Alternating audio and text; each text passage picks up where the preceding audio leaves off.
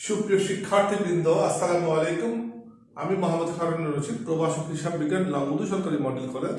আমি আবারও তোমাদের সামনে আরো একটি অনলাইন ক্লাস নিয়ে হাজির হয়েছে।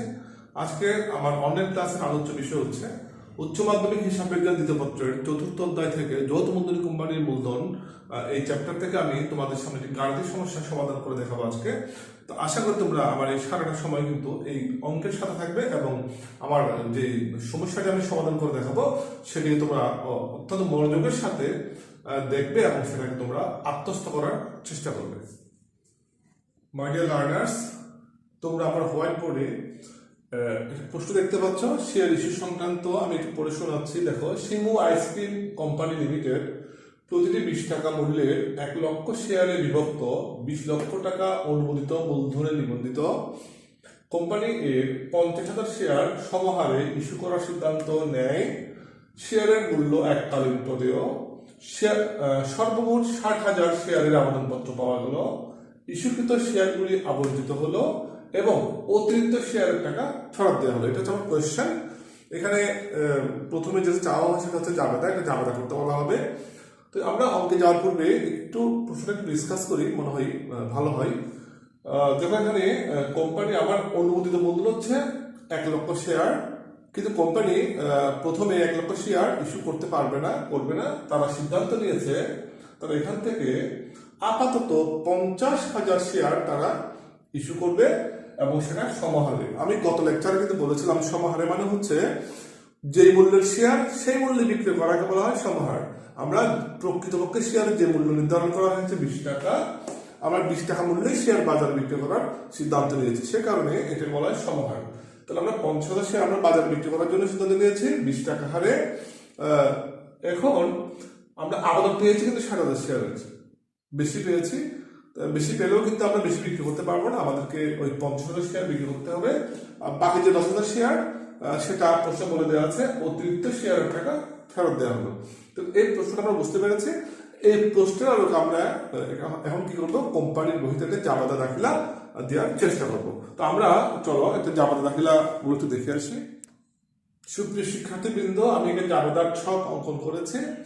আমি এখন জাবেদাটা এখানে করে দেখাবো, একটু খেয়াল করো। আমার জাবেদাটা শুরু হবে বলতো এই জায়গা থেকে জাবেদা শুরু হবে। সর্বমোট 60,000 শেয়ারের আবেদনপত্র পাওয়া গেল।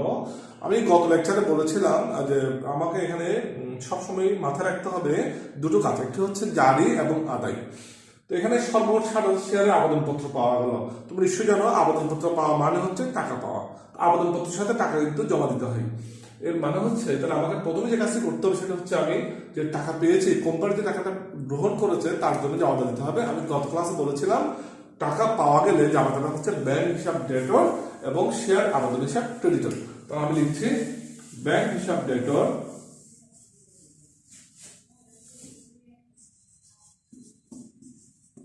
ব্যাংক হিসাব ডেটর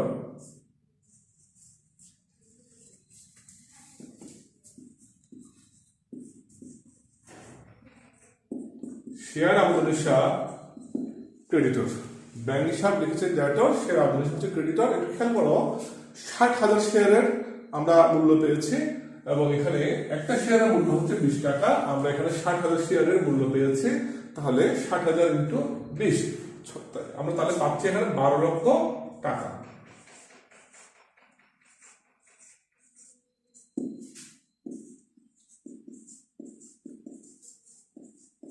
আমার একটা জাবেদা শেষ। তাহলে আমরা কি করলাম, নগদ টাকা আমরা মানে টাকা গ্রহণ করলাম। আমরা শেয়ার 60,000 শেয়ারের বিপরীতে আমরা কি করলাম, টাকাটা আমরা গ্রহণ করলাম। এবার আমরা যে কাজটা করবো সবসময়, শুধু এবার না, আমরা সবসময় যে কাজটা করবো সেটা হচ্ছে টাকাটা গ্রহণ করার পরে কিন্তু আমাকে একটা জাবেদা দিতে হবে, যাকে আমরা বলি জারির জাবেদা। এটা হচ্ছে আদায়ের জাবেদা, পরটা হচ্ছে জারির জাবেদা। এই জাবেদাতে আমরা কিভাবে দিব, সবসময় আমি গত ক্লাসে আমি বলেছিলাম সূত্রটা, সেই সূত্রটা ছিল শেয়ার আবেদন হিসাব ডেটর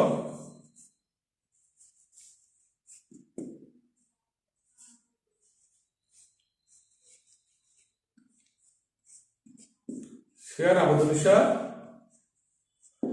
যত টাকা ছিল তত টাকা, মানে 12 লাখ টাকা। এরপর লিখতে হবে শেয়ার মূলধন হিসাব ক্রেডিটর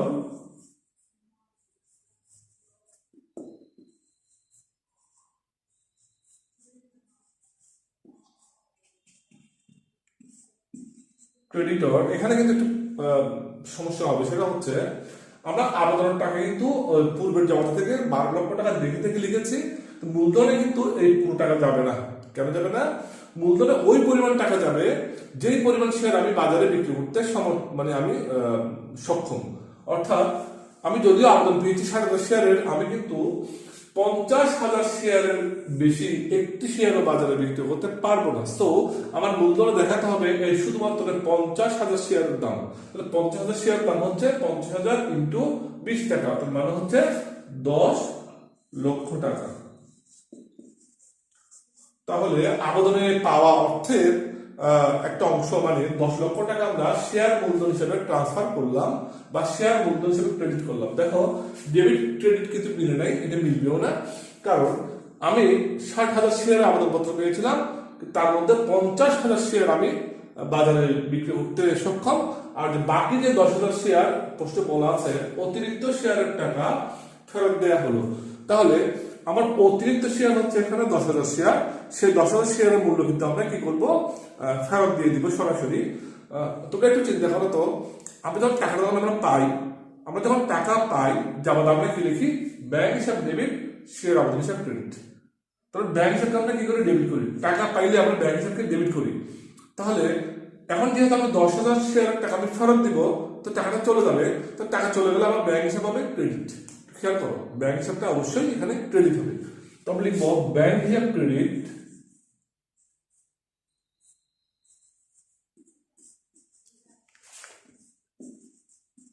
$10,000 শেয়ারের দাম আসতেছে হলো 2 লক্ষ টাকা। আমাদের অঙ্ক কিন্তু শেষ, আমাদের একেবারেই শেষ। আসলে এটা ছোট্ট একটা অঙ্ক, যেহেতু প্রথম অঙ্ক এটা আমার, সেই কারণে আমি ছোট করে অঙ্কটা নিয়েছি। দেখো মাত্র দুটো জামাতা হয়েছে এখানে। প্রথমত কি, আমি যে শেয়ার ইস্যু করবো 50,000 শেয়ার, সেই বাবদে আমি জনগণ আমার কাছে 60,000 শেয়ারের আবেদনপত্র পাঠিয়েছে, যার মূল্য ছিল 20 টাকা করে, 12 লক্ষ টাকা। কিন্তু আমি যখন ফাইনালি শেয়ারটা তাদেরকে দিব, শেয়ারের মালিকানা যখন আমি তাদেরকে দিব, সেক্ষেত্রে আমি কিন্তু 60,000 শেয়ারের মালিকানা দিতে পারবো না, আমি দিতে পারবো 50,000 শেয়ারের মালিকানা। সেই কারণে আমি আবেদনের যে 12 লক্ষ টাকা ছিল, সেখান থেকে আমি 50,000 শেয়ারের মূল্যকে আমি এই মূলধনে স্থানান্তর করেছি, এবং বাকি যে 10,000 শেয়ার আমি অতিরিক্ত পেয়েছিলাম, সেই 10,000 শেয়ার কিন্তু আমি ফেরত দিয়েছি। ফেরত মানে হচ্ছে ব্যাংক ক্রেডিট, অর্থাৎ আমি 10,000 শেয়ারের টাকা আমি সংশ্লিষ্ট আবেদনকারীকে আমি ফেরত দিয়েছি, যে কারণে আমি লিখেছি ব্যাংক হিসাব ক্রেডিট। এখানে আসছে 2 লাখ টাকা। তাহলে আমার জামাটা শেষ, আমরা তো জামাটা করে ফেললাম। এখন আমাদের খ নাম্বার যেটা চাওয়া হয় সেটা হচ্ছে ব্যাংক হিসাব। আমি ব্যাংক হিসাবটা করবো না, কারণ ব্যাংক হিসাবটা একটা খতিয়ান, এটা তোমরা পারবে, নিজেরা ব্যাংক হিসাবটা করবে। আমি তোমাদের বরং এখানে আর্থিক অবস্থার বিবরণীটা তৈরি করে দেখাবো। তাহলে আমার 3টি কাজ, প্রথমত হচ্ছে জামেলা আমি করে ফেলেছি, 2 নম্বরে বলবে খতিয়ান তৈরি করতে বলবে বা ব্যাংক হিসাব করতে বলবে। তো ব্যাংক হিসাবটা একদম সহজ, এখানে 2টো এন্ট্রি আছে ব্যাংক হিসাবে, তোমরা নিজেরাই খতিয়ানটা করতে পারবে। তৃতীয় কাজটা হচ্ছে আর্থিক অবস্থার বিবরণী তৈরিকরণ, আমি সেটা এখন তোমাদেরকে করে দেখাবো। সুপ্রিয় শিক্ষার্থীবৃন্দ, একটু আগে তো আমি অঙ্কটা করে দেখিয়েছি, সেখানে সম্ভবত আমার নিচের এই লাইনটি বোঝা যাচ্ছিল না। তোমরা খেয়াল করো, আমি কিন্তু ক্রেডিটের ব্যাংক হিসাবে লিখেছিলাম, এই লাইনটি মনে হয় বোঝা যাচ্ছিল না, সেজন্য আমি আবার একটু এই পুরো বুকটা দেখাচ্ছি। তাহলে আমরা এখন চলে যাচ্ছি সরাসরি আর্থিক অবস্থার বিবরণী তৈরিতে। এটি করতে হলে আমাকে জামাদারটা বুঝতে হচ্ছে, মুছে ফেললাম জামাতের ঘর। আসলে আর্থিক অবস্থা বিবরণী করার জন্য কিন্তু আমার বড় একটু লম্বা ঘরের প্রয়োজন হয়। এখন এই প্রশ্ন রেখে তো আর্থিক অবস্থা বিবরণী করা যাবে না, আমাকে লম্বাভাবে ঘরটা করতে হবে। সে কারণে আমরা একটা কাজ করি, আমরা প্রশ্ন মুছে ফেলি, তোমরা প্রশ্ন একটু জাস্ট মনে রাখবে আর কি। তাহলে আমরা প্রশ্ন মুছে ফেলি, মুছে আমরা নতুন ভাবে আর্থিক অবস্থা বিবরণী তৈরি করার চেষ্টা করি।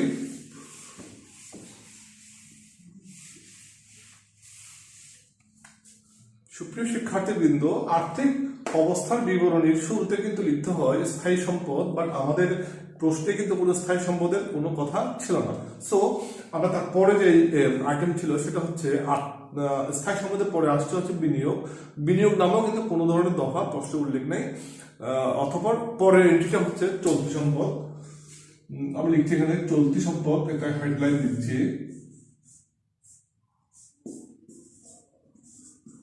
চলতি সম্পদ, এটার আন্ডারে আমার এখানে একটা ব্যাংক জমা ছিল। আমরা জমাটা করতে গিয়ে ব্যাংক হিসাব পেয়েছিলাম, তোমাদের নিশ্চয় মনে আছে। ব্যাংক জমা, সেই টাকাটা খতিয়ান করলে কিন্তু আমরা ব্যাংক জমার ফাইনাল ব্যালেন্সটা পেতাম। আমরা ব্যাংক হিসাব বা খতিয়ান তো আমরা করি নাই। তাহলে আমরা একটা কাজ করি, একটু দেখি যে এখানে আমার ব্যাংক জমা কত ছিল। তো নিশ্চয় মনে আছে, প্রথম জায়গায় আমরা পেয়েছিলাম হচ্ছে 12 লক্ষ টাকা। সেখান থেকে আমরা দ্বিতীয় জায়গায় ব্যাংক হিসাব রেখে ক্রেডিট করেছিলাম 2 লক্ষ টাকা। তার মানে হচ্ছে ফাইনালি আমার ব্যাংক জমা ছিল হচ্ছে 10 লক্ষ টাকা। এটা হচ্ছে আমার ব্যাংক জমা 10 লক্ষ টাকা। এখানে তো কোনো স্থায়ী সম্পদ নাই, কোনো বিনিয়োগ নাই, শুধুমাত্র চলতি সম্পদ আছে। আর এখানে অন্য কোনো সম্পদ বা অলিক সম্পদ বা কাল্পনিক সম্পদ বলতেও কোনো সম্পদ নাই। তাহলে আমার সম্পদ পাশ শেষ। আমরা এখন এই 10 লক্ষ টাকাকে আমরা শেষ করে নিয়ে আসতে পারি। 10 লক্ষ টাকা, এটা হচ্ছে আমার মোট সম্পদ। আমরা বলবো এই টাকাটা হচ্ছে আমার মোট সম্পদ বলবো, এবং আমরা ক্লোজ করে দিলাম। এইবার আমরা শুরু করব হচ্ছে দায় পাশ, এবং দায় পাশের প্রথম এন্ট্রিটা হচ্ছে শেয়ার মূলধন। শেয়ার মূলধন আমরা এটাকে আন্ডারলাইন করে দেখাবো। এর আন্ডারে, শেয়ার মূলধনের আন্ডারে আমরা তো জানি, গত ক্লাসে দেখেছিলাম 5 ধরনের মূলধন আছে: অনুমোদিত মূলধন, ইস্যুকৃত মূলধন, বিলিখিত মূলধন, তলবকৃত মূলধন এবং হচ্ছে পরিশোধিত মূলধন। তো আমরা প্রথম লিখবো এখানে অনুমোদিত মূলধন। একটু লিখছি, দেখো, অনুমোদিত মূলধন।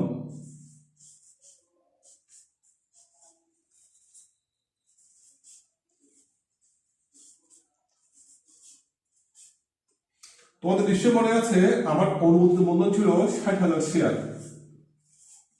60,000 share at the rate of 20 টাকা। আমার অনুমোদিত মূলধন ছিল হচ্ছে, সরি, নট 60,000, 60,000 নয়, এটা ছিল 1 লক্ষ শেয়ার ছিল। অনুমোদিত মূলধন ছিল আমার 1 লক্ষ শেয়ার, 20 টাকা করে। তাহলে আমার অনুমোদিত মূলধন আসছে 20 লক্ষ টাকা।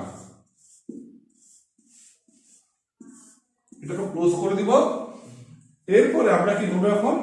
আমরা এখন পরের যে মূলধনগুলো, যে ইস্যু, বিলি, তলব, এগুলো লিখবো। এখানে আমরা এখন একসাথে লিখবো হচ্ছে ইস্যু,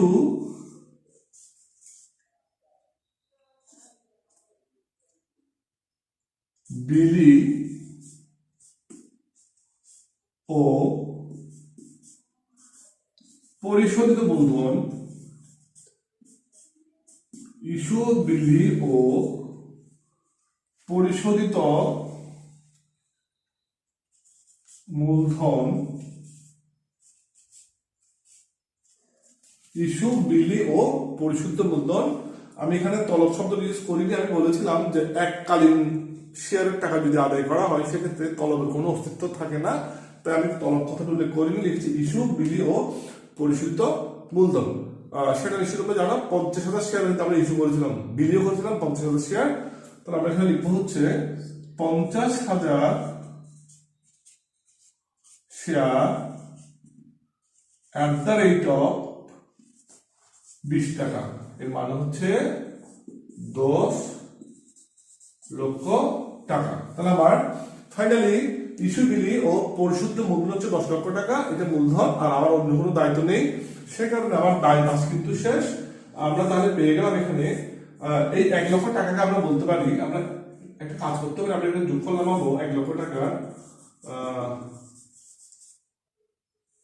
1 লক্ষ নয়, 10 লক্ষ টাকার যোগফল নামাবো আমরা এখানে। যোগফলটা 10 লক্ষ টাকা আবার বসাতে হবে। এখানে যদি অন্য কোনো আইটেম থাকতো, কোনো সঞ্চিতি বা অন্য কিছু থাকতো, সেক্ষেত্রে আমরা সেটা যোগ করতাম। যেহেতু যোগ করার কোনো সুযোগ নেই, মাত্র একটা এন্ট্রি আছে আমার এখানে, সেই এন্ট্রিটাকে আমি এখানে বসিয়ে দিলাম 10 লক্ষ টাকা, ক্লোজ করে দিলাম। এই 10 লক্ষ টাকা হচ্ছে আমার এখানে কোম্পানির মোট দায়। তাহলে আমার দেখো, মোট সম্পদ হচ্ছে আমার 10 লক্ষ টাকা। আবার মোট দায়, একটু খেয়াল করি আমরা, মোট দায় হচ্ছে আমার 10,00,000 টাকা। তাহলে আমার আর্থিক অবস্থার বিবরণী এখানে এসে আমরা এইভাবেই আমরা পরবর্তী অঙ্কগুলোতে আর্থিক অবস্থার বিবরণীগুলো তৈরি করে দেখাবো। তো ডিয়ার লার্নার্স, আশা করি তোমরা অঙ্কটা বুঝতে পেরেছ। আমরা আগামী ক্লাসে আমার দ্বিতীয় মডেল কোশ্চেন নিয়ে আমি হাজির হব। তো সে পর্যন্ত সবাই ভালো থেকো, সুস্থ থেকো এবং আগামী অনলাইন ক্লাস দেখার আমন্ত্রণ জানিয়ে আজকের ক্লাস আমি এখানে শেষ করছি। সবাইকে শুভেচ্ছা, আল্লাহ হাফিজ।